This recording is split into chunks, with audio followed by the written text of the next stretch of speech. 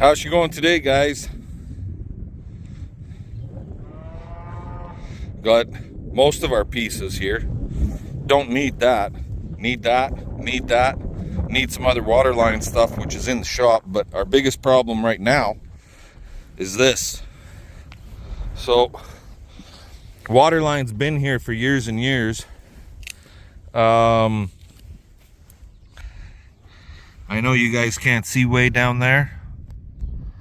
Yeah, that makes it even worse. And you still can't see, it's a big black hole. But anyway, over the years, because it was never used, like for the last 20 years, this was not used. So it got manured on, it got straw put on top of it, it got scraped, blah, blah, blah. Accidents happen. The valve that was on the top of it got scraped and cut off because it was covered with manure. Anyway, there's straw and shit and some frozen shit down in the hole. So here comes CP. We got our shop vac, we got our generator. She's bringing me gas for the generator and a cord for the shop vac, and we're gonna try vacuuming all that shit out of there. We dug around and we got this stuff came out. A little bit of frost on it, but not much. So we got rid of all of that. Sorry about the wind. It is windy, but it's supposed to warm up to plus 12 today. So once we get it all cleaned out as best we can, then we'll get that tank set on top and work at getting the water line hooked up. So we'll bring you guys back here in a little bit. Of course, extra short spout. Kind of like me, extra short spout. I tell you, I'm gonna buy that farm that I showed you yesterday. For 1.3 mil. And it might have a bigger spout. Alrighty guys, we'll talk to y'all later. Alrighty guys, well, one of the cows that went into the psycho bitch pen, the one that I put in the barn the other night, so 2 days ago, she calved here this morning. We had her in this box stall, in this calving pen. So green 59, or old ear tag red 10 is done. And she's got a little black heifer calf and it is on.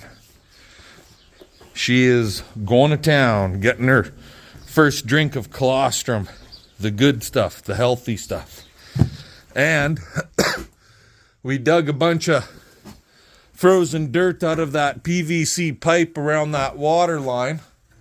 And that water line has not been turned on in years. So what I got here is basically an 8-foot long copper pipe.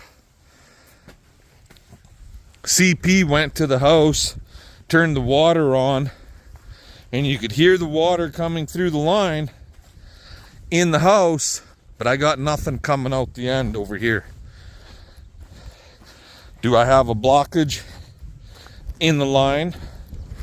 Dirt that maybe froze inside the line or something like that? It's a possibility. So I'm going to push this into the line just to see what we get. If I hit something at 3 feet or 4 feet, that's generally our frost level, anywhere from the top 6 inches down to 4 feet generally is our frost line. So no point in setting the tank on top there and hooking the line all up if no water is going to come out the line, right? Okay, let's see what happens here.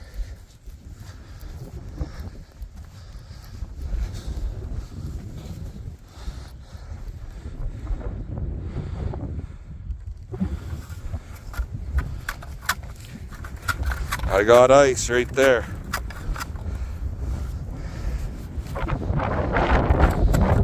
So we got ice at the 14-inch mark, roughly 16-inch mark.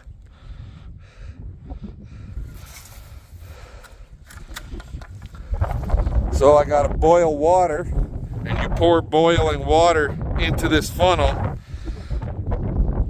It runs down the copper line, and as that copper line gets hot, you can literally just push it straight down through the line. Anyway, I'm gonna let you guys go. We'll deal with this and see what happens, and we'll bring you back later. So CP will demonstrate this, guys.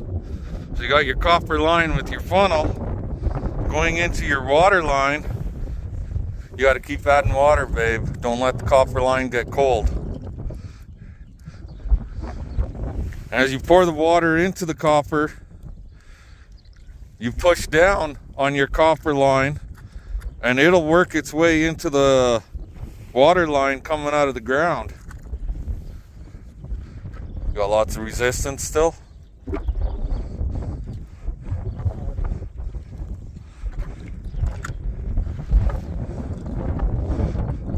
And generally speaking, I've thought, see, there's lots of dirt coming out with it too, so I need more water. sometimes it'll take a gallon, sometimes it'll take 3 gallons. But this generally works pretty good. Anyway, we're gonna get this thawed out and we'll bring you guys back. See ya. Alrighty guys, well, we got it opened up, finally.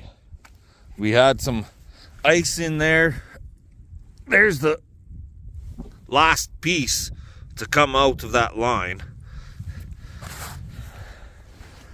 And lots of dirt, a little bit of straw, manure type shit, all inside the water line. And we just couldn't get it. And then I finally said, you know what, we got to get pressure on the backside to help push it up versus always going down. So CP went, turned the water on, and kapow, she popped free. Obviously there's water on the ground around here. So now we can work at getting him on top of here and getting the water line and everything hooked into this. Woohoo! Take that generator, get rid of it. So yeah, we'll work at getting this hooked up now. Talk to you guys later. Alrighty guys, well, we brought some gravel around. We got our tank in. It's a little bit low on this end, which is fine. That way if it's going to overflow, it'll overflow out this end and go to the low spot in the corral, which is over there. This is our overflow right here. I got to get the water line hooked up. A couple of guys made comments, round your corners off on your lid, which we did. See, they're all nicely rounded, all of them. So we did install another lifting lug on that side, and CP and I were talking, because we're going to be bedding cattle down. There's going to be straw out here, right? What about spark coming off the chimney? So I had a piece of this stuff, and I'm using that as a spark arrestor to stop the sparks from coming out the chimney. How's that sound?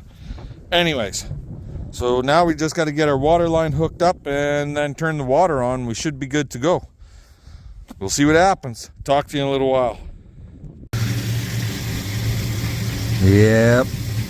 Cocksucker. I'm gonna have to get a different fitting that goes on here. That's not leaking, but where this piece threads onto there is what's leaking, and that is not good.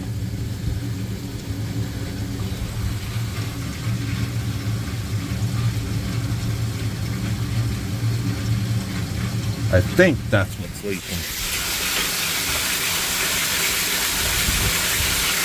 Nothing was leaking in here before.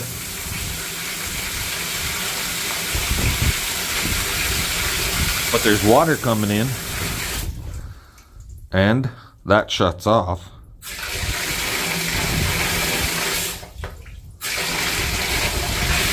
So let's see what happens, right?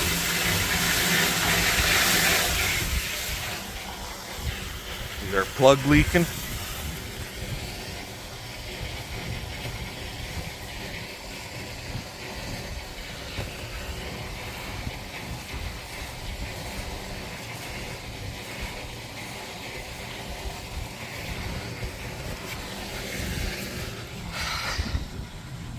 Nope, plug's not leaking, so that's positive.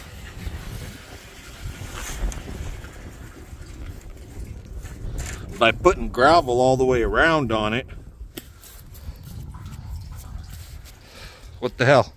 Water shut off. I don't know. Oh, now it's on. I gotta phone CP, guys. Talk to you later. Okay, guys, so we're getting water in here, obviously. Well, we were. I just had CP shut it down because, yeah, this little elbow fitting that I just installed, I can't get it tight enough, and that fucker's leaking. So we're gonna have to get a different elbowed fitting for there, 1 inch, or do something different. So, but anyways, by putting the gravel around the edges like that over there, all the way around, that'll stop air, cold air, from getting under the tank too. So this is a good thing. Anyways, it's like 2:30 in the afternoon, so I'm gonna let you guys go. I'm gonna go have a coffee and a sandwich and make a couple phone calls about getting that fitting, and then we'll see what happens from there. Talk to you later. Alrighty, guys, well, I'm not sure if my float is set at the height I want it or not, but you can see that white spot with the little hole. That's our overflow, and we're basically 2 inches down from our overflow. That's our ball valve, ball float, and it's just moving around in here. So it's got the water shut off at this point.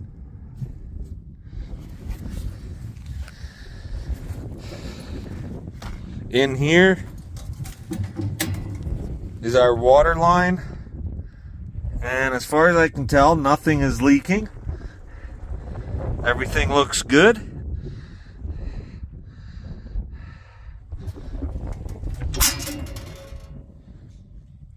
And we had another baby here this afternoon. I can't remember her green tag, but her red tag is red 8. So, I don't have the insulation tucked around here yet, but that's easy enough to do. Close that. Close that. Our frame sunk into the sand, gravel a little, and I figured that would happen. I did kind of bend my handle here, but you know what? It still works. I hit it when I was trying to put the frame in place, or the cage in place. But anyways, there she is, ready for action, ready for animals to start drinking from it. Anyways, I got some choring to do. CP, Dylan came out, and Dylan and CP went out to the bush to check snares and stuff. Side by side's not running worth a fuck for whatever reason. I checked the oil. There's no water in the crank, in the oil. So to me, it's either fuel filter, you're just kind of spittering and sputtering. So you choke it and then it'll run. And if you take the choke off, then it wants to die. So to me, it's either fuel filter or air filter. I don't think it's spark plug, but Might have to get a spark plug and do a good cleaning on the air filter and replace the fuel filter, and then we should be good. And we sucked as much water out of here that we could here this afternoon also. So, but this afternoon, that black cow, Red 8, she gave us our first bull calf so far. So, anyway, I got to get in here, roll up our hose, and then feed around bale to the cows out there. And then we're done for the evening. Lock these girls up for tonight so that somebody doesn't calve in the water hole. So I'm gonna let you guys go, and we'll talk to y'all later. Alrighty. Well, these girls are all... Tonight I just shredded a bale out, an alfalfa bale, in the corral. They cleaned their bunks right up, right slick today. So tomorrow morning, when it's still crispy, I'll fill everything out there. I'll fill everything up really good, and they'll get a really good feed. Again, it's right now, because temperatures are not overly, it's not cold. They're not eating as much. So I'm not going to try overfilling them. I'm just going to give them what they're going to eat for the day, and that's it. I really need to get rid of this water in this corral. It looks like a lot, but it really isn't that bad, but it's just a pain in the fucking ass. And a lot of it is probably coming from that goddamn snowbank right there.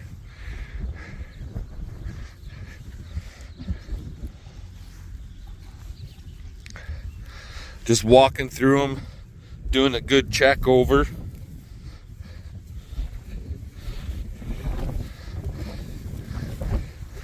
That one there, that tall girl right there, is getting close. There's lots of them that are close. I've got cows out here that I know lots of people say when their udder gets tight, they're going to drop. But that's not necessarily true, because I've got cows that udder up as they're pushing the calf out or after the calf is out. They're older girls. They're like 9, 10, 12-year-old cows. And yeah, you can't necessarily go by the udder thing. That's one of them. Another one is, hey girl, how loose they are. Yeah. She likes her scratches too. Don't ya, Mama? Miss 23. Another one is how loose they are in the back end. And for us, for me, a big one is also attitude. Like, how nervous are they? Are they laying down, getting up? Basically, some people call it making a bed. Other people call it nesting.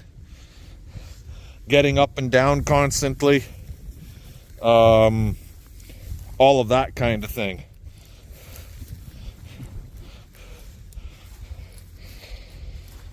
And then how nervous, because as lots of you guys that have been watching our channel, lots of you know, we got a lot of mamas out here that are very, very defensive when they go to calve.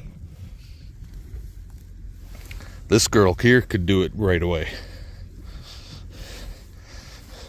That's Red 916. I don't know her green ear tag off the top of my head. I remember when she was a heifer, her udder could tighten up as she calves. She's one of them type of cows. But anyways, like I was saying, lots of you know we have a lot of, I wouldn't call them psycho bitches, but they're very protective, very defensive when they go to calve. So we look for that attitude. How nervous are they? Head up in the air, looking to bolt type of thing. You see that cow walking over there? She's nowhere near calving, but she's got her head up and she's heading to the far end. Cows that are close to calving, when they're nervous or very defensive, will look to calve at the farthest point away from a human or away from the rest of the cows even. Anyway, I'm gonna let you guys go. Tomorrow's another day. I'll probably be putting the insulation around that water tank tomorrow, so we'll talk to y'all later.